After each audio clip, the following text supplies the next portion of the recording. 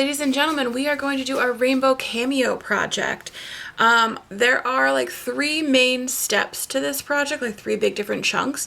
The first of it is to make a background on this lovely white paper here. I have these nice taped edges so that I get a clean, less messy, because we're using chalk pastels, final product. There'll be another section of this video that talks about how to do the stamping we're going to do on top of the background we make, and the last part will be cutting out a cameo or a silhouette of our own self to glue on top of this. But to start with the things we need to start with, the backgrounds has to be first. So we are going to use chalk pastels. You each will get some at your table. Some of them have this lovely thing of foam in them. This is not to blend. This is just to protect the colors when they're inside the box so they don't get as broken. So just put that off to the side, put it in the lid. You don't need that to actually work on them. We need to find the middle because we are going to do a bunch of concentric circles, meaning circles that grow larger as they go out. So all you have to do that, fold your paper in half one direction and then fold your paper in half the opposite direction, and you will see that it gives you that nice little center bit where we can start our first circle. Now because this is a square, hot dog and hamburger don't matter. You're just folding both ways. Just fold both ways till you have 4 squares. You can take whatever colors in whatever order you would like. You don't have to press really hard. I'm just drawing real light. We are going to fill in those white spots with the next step of this technique. I am going to make sure that I give myself fairly wide stripes. I don't want super skinny because it doesn't leave yourself a very good area to blend and mix together. I also only want to choose colors that I know are going to look nice next to each other, so colors that'll blend and make pretty colors. We do have black in this set of 12. I do not suggest using it all over everywhere, and you need to use it very, very sparingly when you do. Otherwise, it'll take over the whole thing and all you'll have is a black background. So like I can use this here, black is not forbidden, but I'm only going super light, just barely dragging the chalk pastel over the surface. And I'm keeping this one, see how much skinnier that is compared to my other circles? I want to keep the super dark intense colors not quite so super dark and intense so that they take over everything. You will notice in this palette, for whatever reason, we don't have a purple. If you would like to use purple, you gotta mix it.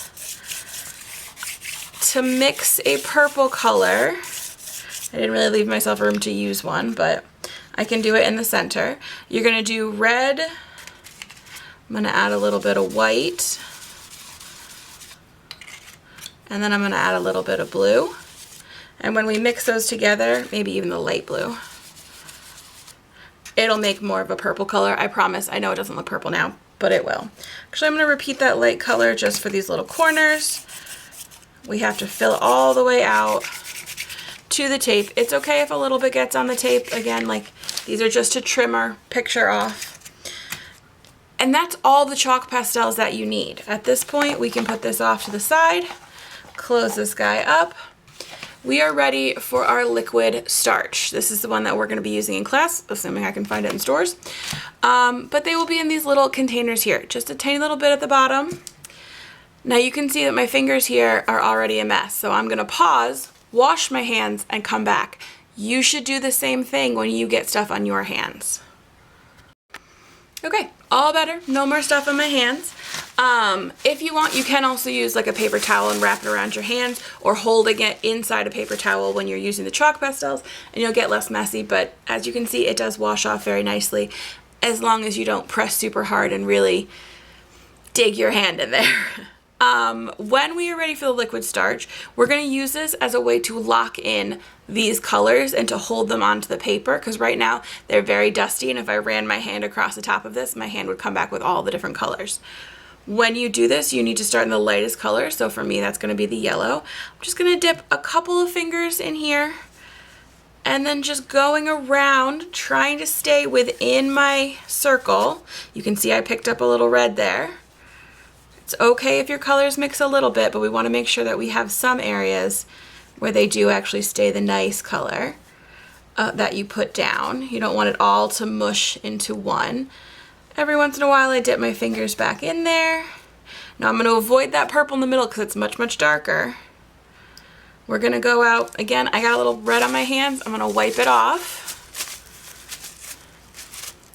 Because it has liquid starch, I don't even need water, it just washes right off. Dip my fingers in, and now I'm going to go to the green here. If I had mixed the red fingers with the green stripe, I would have made brown, and I don't want to do that.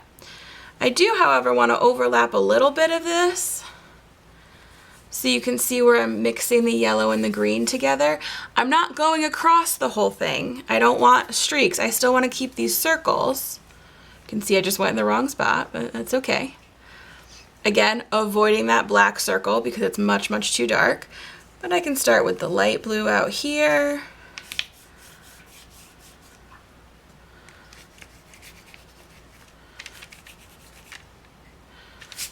And then we're gonna do the dark green. Again, overlap a little bit so that I get some of that blue and that green mixed together.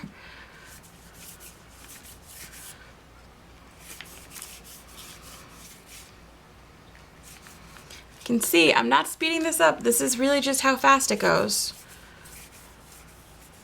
Now the last color I'm doing is the black because again, it is the darkest and boldest, and you can see even staying inside the circle, it's trying to take over everywhere. So careful when you're using the really dark black or the blues that get really dark. And look at that, like a minute or two later and my whole background, oh, I lied. I forgot the purple in the center.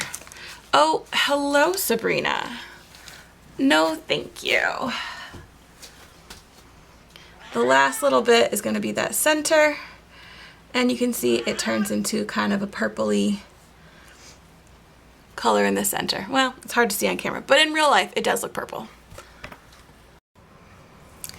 Alright, so I have put the background off aside to dry. I am now ready to start looking at stamping. So for our stamp, you're going to get this blank sheet of paper here. It's going to have your name. Hopefully your background also has your name. I don't think I recorded that, but put your name on things. This, I'm going to flip it so it's upright to you guys, is a nice little grid. It tells you 1, 1, 2, 2. It's a number line on each side. You need to make a quarter of a circle on this grid, and this grid is the size of the foam that we are going to be using to stamp. So you're going to start lines on the number 1 here and end them on the number 1 here, but you can do whatever you want in the middle. You do not have to do every single one of these numbers, but you need to make sure that number 9 is going to meet up with number 9 over here so that we can make a full circle. Yes, see, even Sabrina agrees. Now for the sake of time, I have already made this for myself. You can see here, just designed random different types of lines. Some are closer, some are farther, but you want nice bold. I did this in a colored pencil because you want a thicker line for this, so don't use a regular pencil, it'll be too hard to trace. But when you're ready to trace, you're gonna get a piece of foam, write your name on the back in a Sharpie, and we're going to tape it onto your design. Just like so. And then you can take, really? Still not what we're doing. Sorry about that. And then we're going to take another colored pencil. It could be the same color. I'm just using a different one so you can see. You don't want it super dark or sharp. This might actually be a little too sharp for my purposes. Because again, you want a kind of thick line. You're going to go pressing onto the lines you already drew just to dent into the foam. So you can see I'm doing short little lines to trace where I already did. When I am all done, I will take it off and you can see that it will go into the foam. But I'm going to pause here so you don't have to watch me do this whole thing. Okay, time jump. I have now covered it. At this point, we can take off this piece of paper carefully so as not to bend or crease the foam. Take off this little bit of tape back here. And again, names on the back in Sharpie. And you can see I've dented in all of my lines. However, you still have to go over it one more time pressing directly into the foam to really make sure that your lines are going to show up when we go to print them. Again, I'm not going to make you watch me trace it, but trace it. Okay, so I've gotten all of the things that I'm going to need in order to do my printing now. I have finished up my piece of foam. A quick reminder that there is no erasing. Any dents that you put in this, any cracks, bends, folds, any of that stuff, it is going to show up. So either incorporate it into your design or be careful and don't add it in the first place. In order to do a printing, these are the materials that you are going to need. You're going to have to get a glossy sheet of paper. I use like old magazines and calendars and stuff. You're going to put tape on the top and the bottom, or the top and the bottom, whichever way is up for you. You're going to need a roller to roll out the ink. It's called a brayer. The ink, you have two choices. You can either use black ink or you can use white ink. You want to look at your background and decide, okay, is this a darker background that would look better with white, or is this a lighter background that would look better with black? I think I'm gonna go with the white today because I have the dark black circle. I think it'll have better contrast and stand out more. So I'm gonna move this to a safe part of my table that's not gonna get covered. It's not entirely dry yet, but you can print on it when it's wet. You just have to be a little extra careful. Hopefully you'll finish that one day, let it dry overnight, and then come back. For the ink, you are going to need a popsicle stick, especially if you haven't used it at all, like this one because it's brand new, or in a while. Sometimes you need to mix it. Sometimes it'll look like there's like oil and stuff in there. It's just because it's been sitting for a bit and it separates. You just mix it right up and it comes back to this. With the white, it looks kind of like marshmallow fluff, I think. The last thing that you're going to need is one of these to press down on the back of your foam. And you should also have a placemat to protect my table so you don't have to do as much cleanup at the end of class. If you'd rather clean, then, well, that's silly, but just get a placemat. So you are going to take just a little bit of our marshmallow fluff, also called ink, and put it in just like a line. This line doesn't need to be any wider than the roller here. I'm going to dip it in that line, wiggle around a little bit, pick it up, and then I'm just trying, maybe a little more. I'm just trying to roll out a little square here. I want the square to be about the size of my brayer. And I want that like sticky sound.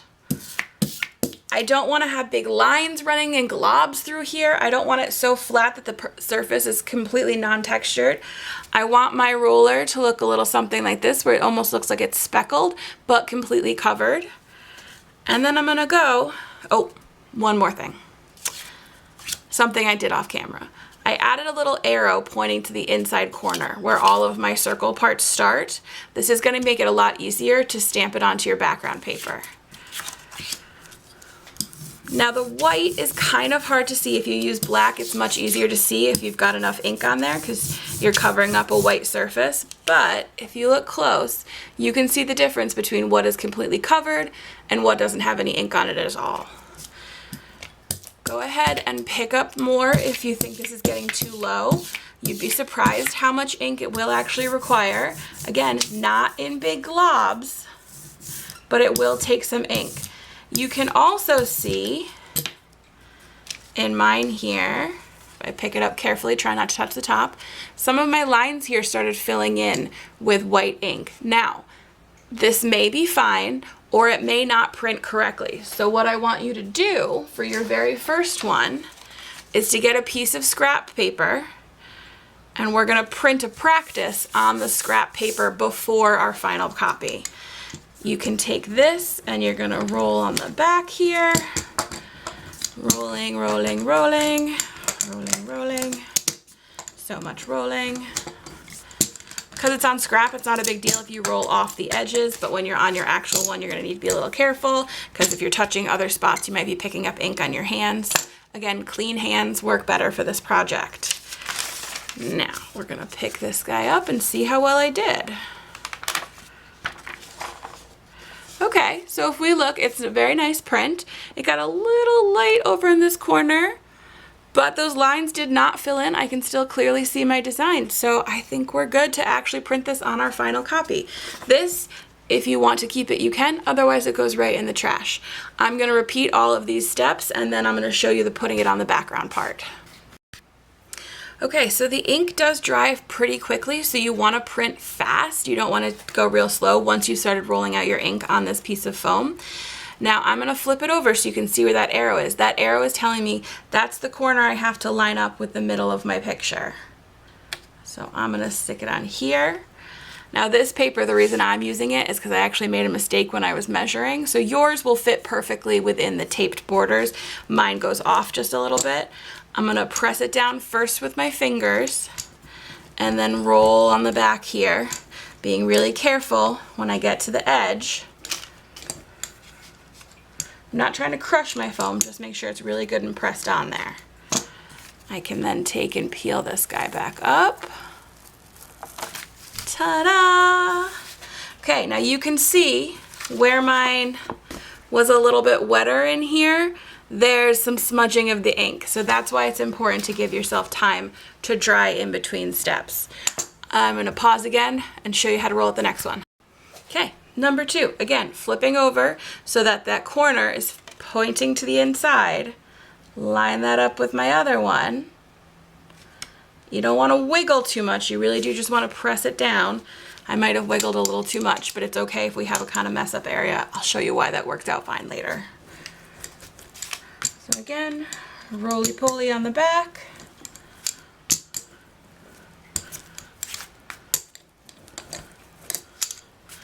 Okay, nice and pressed. And we pull this guy up. Yeah, a little smudgy on the inside, but it's okay. All right, and then if I spin my guy around, pausing again, I'm going to do the other two because I think you understand the point of this part, and I'll show you when I've got it all finished. Okay, so I've got it all finished now and I cleaned up my spot. A couple of things. At the end of the day or at the end of the project, if you want to keep your foam, you need to wash it first. You just stick it under the water, rub it a little bit with your hand, and the ink will wash right off. If it's black ink, it might be a little messier, but it comes right off of your foam. It might stain it a little. Again, you can take this home once you've finished your whole background, or you can throw this away. If you're not finished printing your background, you do need to save it for the next class, which means you need to wash and dry it so you don't mess up anybody else's foam. When you are washing the rollers off, because you do need to do that at the end of class, you got to make sure you get the sides and you make sure there's no globs along here, and you wash the handle. You can put a sponge in the sink and then you're just rolling it back and forth along the sponge and it'll do the washing up for you. And then you just test and make sure you got all the little bits everywhere. Also, if you get a bunch of ink on here, do give this a quick little rinse off and then put it back in the bucket with the others. Now that we have finished the background, this has to dry. Again, we can do the next step on top of here when it's a little bit wet, but you do want to let it dry so it's not so smudgy. I promised I would tell you how we're going to cover up some of the areas. Like I have a little bit of line here where I didn't quite line everything up. We are going to glue your face on top of here so we can just cover whatever section you like the least. That's where you put your face. I'm going to pause again and get all the supplies for the last step, and then I'm going to show you what we're doing. Okay, so now we're going to cut out a silhouette. I was going to do a picture of me because I'm taking pictures of you and it all only seemed fair, but there was a couple of things I wanted to show and I didn't have a way of getting a good picture of myself with those things. So I want to show you what to do when you have these negative spaces, when you have something about your hair you don't really love, and when you're wearing a hoodie, because I know those things come up a lot. The very first thing you're going to do is you're going to take the printout that I give you of your face from the side, and you're going to take just a little bit of stick glue around the outside part. The goal is not to permanently adhere your picture. It's just to tack it on. We're going to remove this later.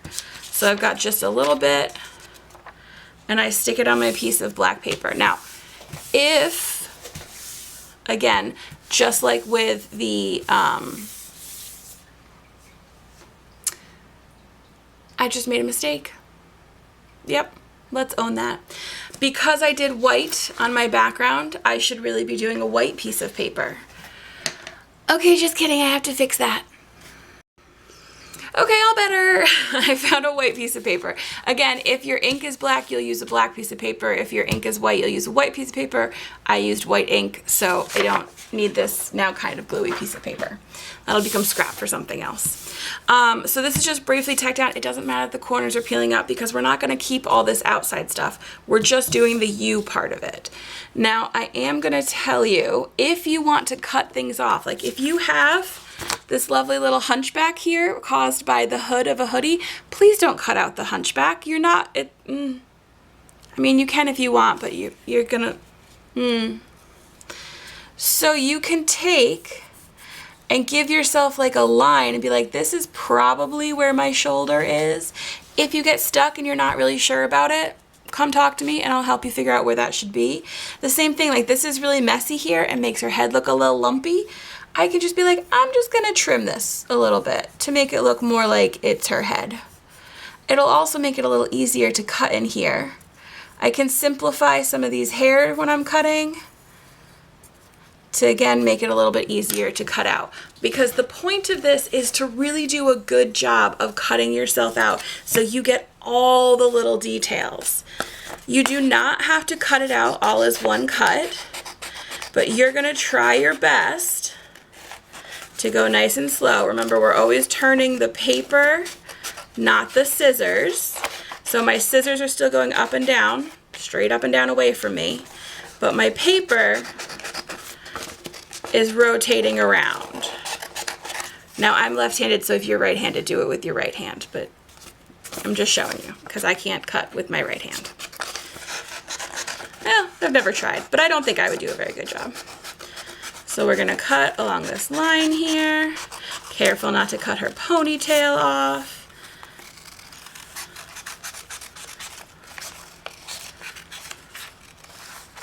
Again, cut carefully. Didn't go up quite high enough.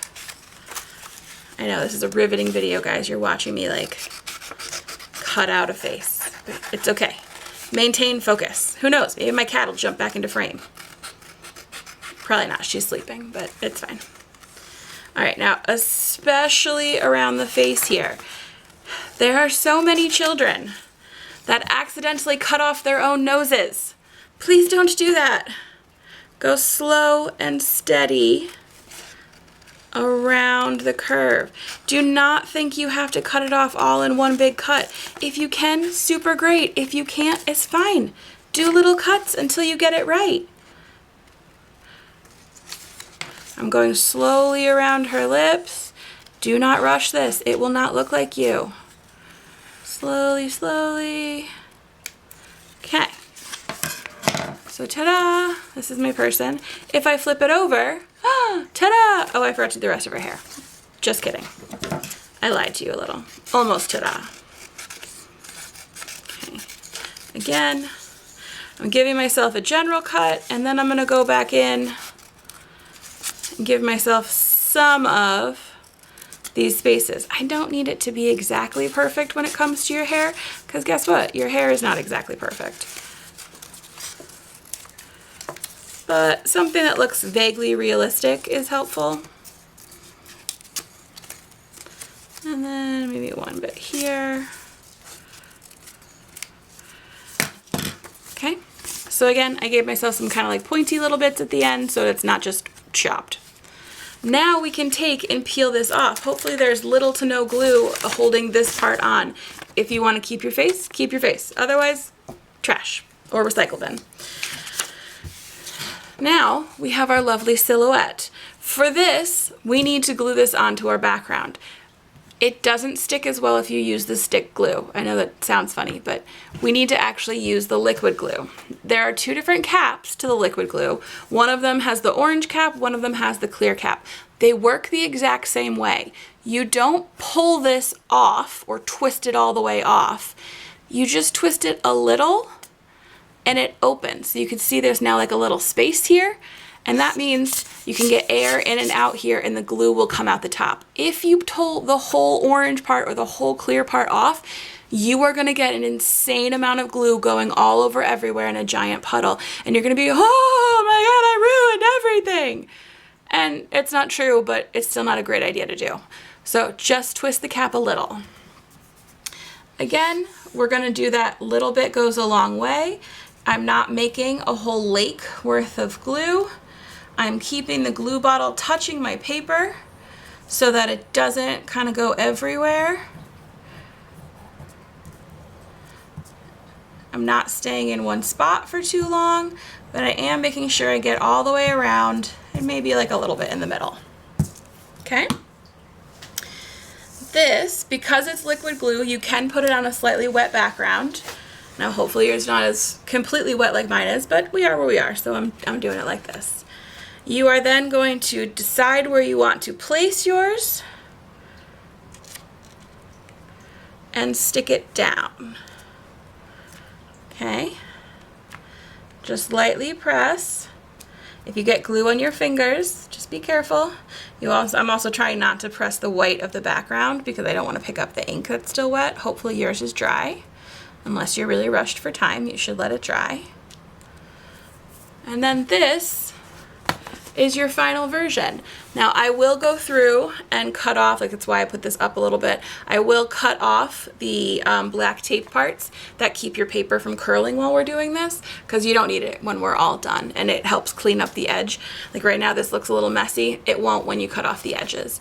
However, when you write your name, make sure it's in the middle so that when I cut the edges off, I can still tell who is who.